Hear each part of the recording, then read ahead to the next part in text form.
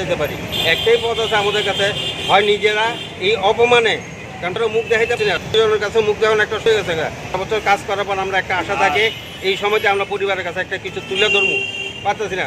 এটা দেখা গেল কি প্রশাসন যদি আমাদের যে একটা পথে পাঠাইছে, এখানে হয়তো একটু এমনও লোক আছে বাড়িতে থাকে, তারা ভাড়া বাড়িতে থাকে, তাদের পয়সা দিতে হইব, ছেলে মেয়ের কাপড় চোপড় দিতে হইব, নিজেদের নিতে হইব, তারা পারতেছে না। এমন লোক আছে যাদেরকে আত্মহত্যাও করতে পারে, কেউ সুইসাইডও করতে পারে। এই বিষয়টি এটিকে কর্তৃপক্ষ দায়ী দেবে, প্রশাসন দায়ী দেবে, গভর্নমেন্ট দায়ী নিত। আমাদের এই সাধারণ একটা ক্ষুদ্র জিনিস নিয়ে তারা এই খেলাধুলা করতেছে। আজকাল সরকার দেখা গেল এই যে বাজেটে দেখাইলো কোটি কোটি টাকা, বাজেট দেখাইলো এই যে কোটি কোটি টাকা দিলে অমুকখানে এইটা করবে, অমুকখানে ওই মানে কত কিছু দেখাইল সরকারে উন্নয়ন করতেছে। এটা কি সরকারের উন্নয়নের ফসল? আমাদের গরিবের পেটে লাথি দিয়ে সেটা তাই এখানে মনে করুন আমাদের যে এখন বর্তমান মুখ্যমন্ত্রী বিপ্লব দেব যখন ছিল এরকম প্রশাসন এরকম পাইছি না, এরকম গাফিলতি হয়েছে না। এখন মানিক সরকার প্রশাসনে আসে, মানিক শাহ এখন প্রশাসন আছে, যে মানিক শাহ প্রশাসনে থাকতে কেন আজকে এই ঘটনা? তাইলে মানিক শাহ উনিও তো একজন ডাক্তার, স্বাস্থ্যকর্মীর ডাক্তার, উনি তো একজন ডাক্তার ছিলেন, উনি তো জানেন স্বাস্থ্যকর্মীদের অবস্থাটা কি যায় জানার সাথে তুমি। তাইলে আজকে আমরা মনে করি তাহলে এখন মুখ্যমন্ত্রী এটা দায়ী। মুখ্যমন্ত্রী যদি জিনিসটা দেখতেছে, আজকাল 5-6 দিন যাবতীয় মুখ্যমন্ত্রী জিনিসটা দেখতেছে, হাসপাতালের যে বোনাস অ্যাডভান্স নিয়ে একটা ক্যাবাস সৃষ্টি হইতেছে কর্মীদের মধ্যে, উনি তো কেন কথা বললেন না?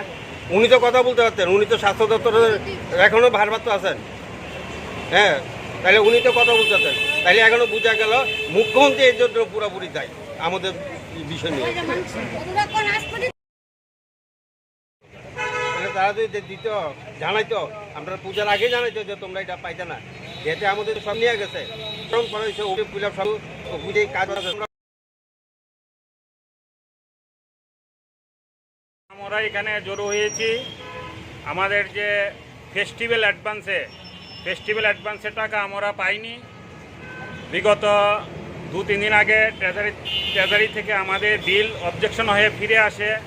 এরপর আমরা যোগাযোগ করেছি, আমাদের স্বাস্থ্য সচিব আছেন, ওনার সাথে আমরা লিখিতভাবে জানিয়েছি ক্যাজুয়াল ওয়ার্কার এবং ডিআরবি কর্মীদের যে ফেস্টিভ্যাল অ্যাডভান্স গ্র্যান্ট করেনি ট্রেজারি অফিসার। তো আমরা লিখিতভাবে জানিয়েছিলাম, আশা ছিল আমাদের যে একটা কিছু শুরু হবে।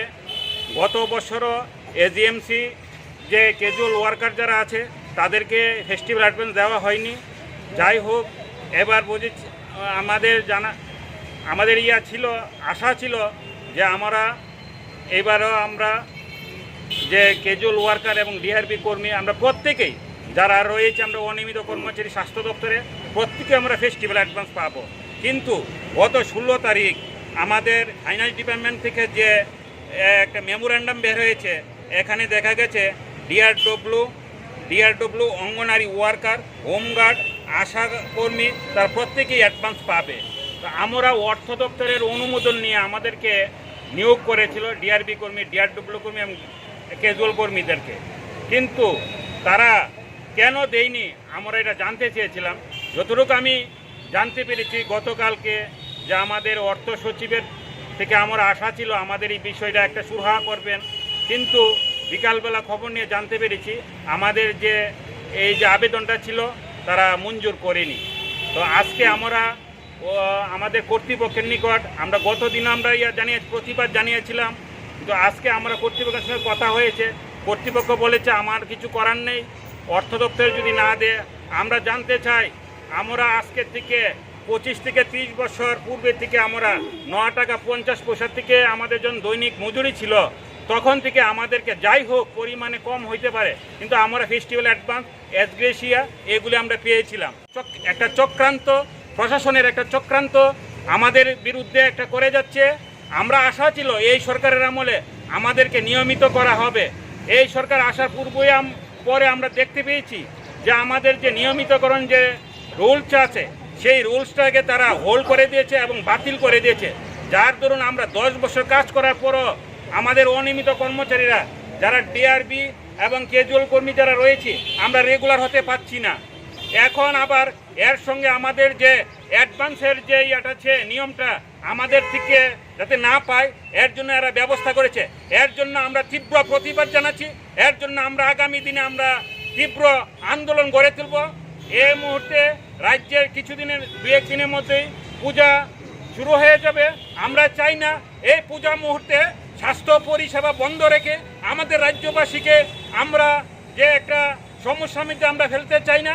আমরা পূজার পরে আমাদের অধিকর্তা এবং স্বাস্থ্য দপ্তর রাজ্য সরকারের নিকট আমরা জানতে চাইব আমাদের বিরুদ্ধে দিনের পর দিন এই ধরনের চক্রান্ত কেন করছে। এর জন্য একটা বিহিত একটা করতে হবে।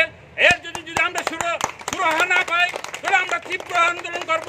তো প্রয়োজনে আমরা কাজ বন্ধ করে আমরা সারা রাজ্যব্যাপী আমরা আন্দোলন গড়ে তুলব। তো আজকে আমরা এর জন্য আমরা সরকার দৃষ্টি আকর্ষণ করে বলতে চাই আমাদের প্রতি এই যে অমানবিক আচরণ করা হয়েছে এর জন্য রাজ্য সরকার যাতে আমাদের যে আগামী দিনে যাতে এই সমস্যাতে যদি সুরাহা না করে তাহলে আমরা আন্দোলন তো গড়ে তুলবই। প্রয়োজনে আমরা স্বাস্থ্য পরিষেবা আমরা বন্ধ রাখতে বাধ্য হব।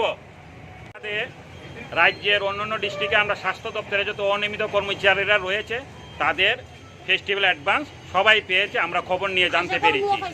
হ্যাঁ, শুধু আগরতলা ট্রেজারির মাধ্যমেই আমাদের এই বিলগুলি পাস হয়নি। শুধু আইজিএমে না আইজিএম এবং জিবি দুই হাসপাতালে একই অবস্থা।